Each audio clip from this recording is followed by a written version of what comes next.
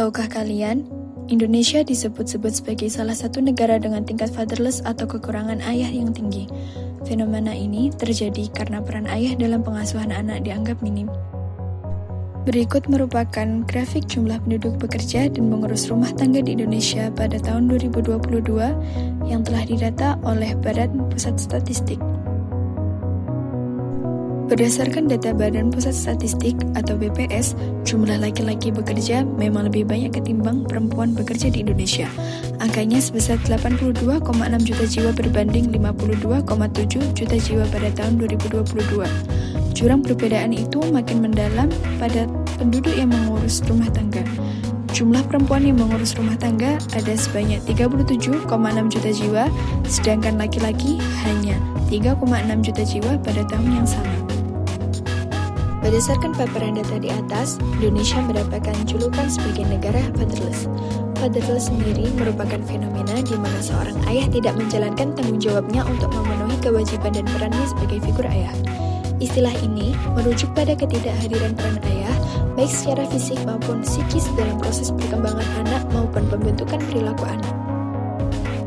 Seorang ayah memiliki kontribusi yang penting bagi perkembangan anak. Pengalaman anak saat tumbuh didampingi oleh ayah yang aktif akan mempengaruhi kepribadian seorang anak hingga dewasa nanti. Selain mencari nafkah, ayah juga harus terlibat dalam proses pengasuhan anak, karena peran ayah dan ibu sama pentingnya dalam mempersiapkan masa depan anak.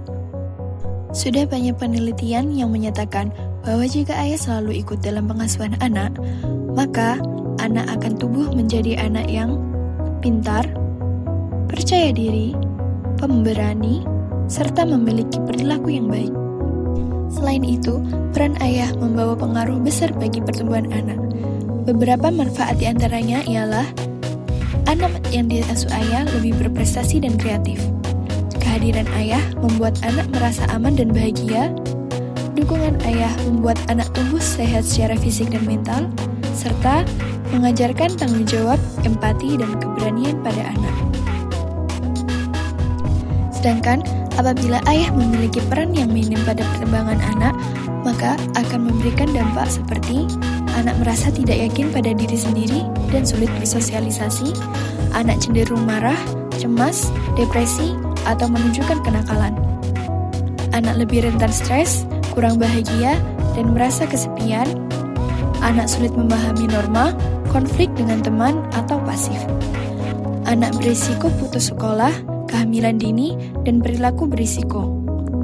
Anak kurang termotivasi belajar dan sulit berpikir kritis. Anak kehilangan panutan moral, peran gender, dan tanggung jawab.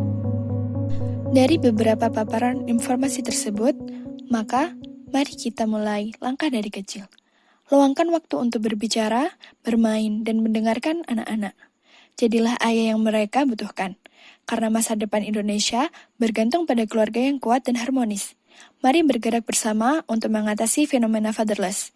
Bangun keluarga, bangun bangsa.